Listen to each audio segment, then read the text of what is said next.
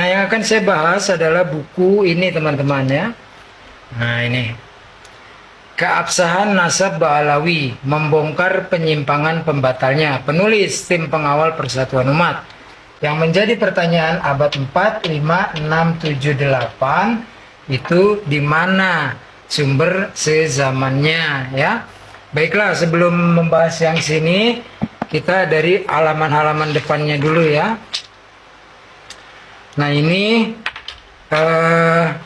penulis tim pengawal Persatuan Umat. Nah, pertanyaannya apakah umatnya sedang tidak bersatu? Kemudian umat yang mana? Ya, apakah seluruh umat Indonesia, umat Islam di Indonesia, atau seluruh umat beragama di Indonesia ya? Nah, saya sebutkan nama-namanya di sini tanpa gelar ya.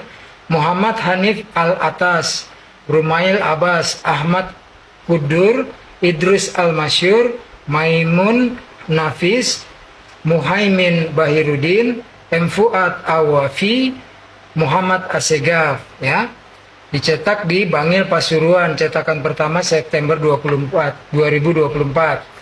Dipersilakan bagi siapapun yang ingin mengutip sebagian atau seluruh isi buku ini atau mencetak ulang serta menyebarkannya tanpa mengubah sedikit pun isinya. Jadi boleh diambil sebagian atau keseluruhan kemudian disebarkan, nggak perlu izin, sepanjang jangan merubah-rubah apa yang sudah tertulis di sini. Mengutip boleh, menyebarkan boleh, jangan dirubah-rubah tapi teman-teman ya.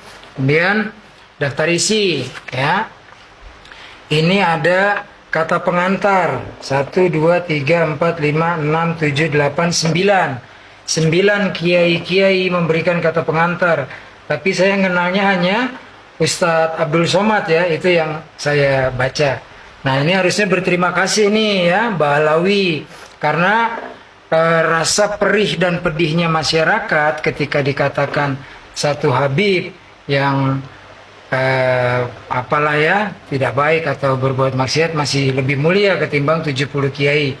Ini menoreh luka bagi masyarakat Indonesia khususnya yang beragama Islam ya. Nah, kemudian baru masuk ke sini nih teman-teman ya. Kita lihat Ustadz Abdul Somad dulu pengantarnya ya. Hanya sedikit mungkin karena beliau sedang sibuk ya. Di mana halamannya Ustadz Abdul Somad? Oke. Nah, ini ya. Belum prolog. Nah, ini Profesor Kiai Haji Ustadz Abdul Somad LC di DESA Filosofi Doktoral Ulama Sumatera Dai Nusantara ya. Nah, ini memang kesannya dari awal juga sudah ada rasa kemarahan ya dari semua pihak kaitannya dengan geger nasab ini ya. Isu nasab yang bergulir lebih 2 tahun ini hanyalah cara Allah untuk memperlihatkan kekuatan nasab Sa'adah Ba'alawi dalam menghadapi pukulan ombak dan terjangan gelombang, sekaligus membungkam dan menyingkap kejahilan para pembenci Sa'adah Ba'alawi ya.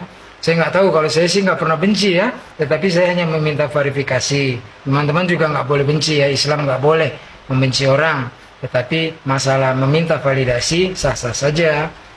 Nah, kemudian buku ini seperti pisau bermata dua, tidak hanya membuktikan kesahihan nasab Sa'adah Ba'alawi, tapi juga menyingkap kedustaan, fitnah, plagiat, pengkhianatan ilmiah dan tipu muslihat yang direkayasa oleh Hadam Aldin ya. Mungkin yang dimaksud ini kepada Ki Imad ya. Jadi intinya saya bisa merasakan lah rasa marah dari Ustadz Abdul Somad ya, karena beliau juga seorang pembela Ba'alawi. Baik, ini 7 menit ya. Ini strukturnya dulu teman-teman ya. Teman-teman tadi udah memahami ini.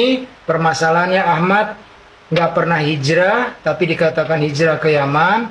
Kemudian Ubaidillah dicatat abad ke-9, tapi disisipkannya kepada putra-putra dari Ahmad ya, Muhammad, Ali, dan Hussein di abad 43. Nah, yang jadi pertanyaan 4, 5, 6, 7, 8 kemana? Nah, ini strukturnya dulu teman-teman ya. Teman-teman pahami arti dari klaim sepihak, yaitu imani saja versus minta bukti validasi ya. Artinya begini teman-teman, ketika kita bilang bahwa Nabi Muhammad SAW adalah khataman nabiyyin berdasarkan Al-Quran dan hadis, itu baru klaim sepihak.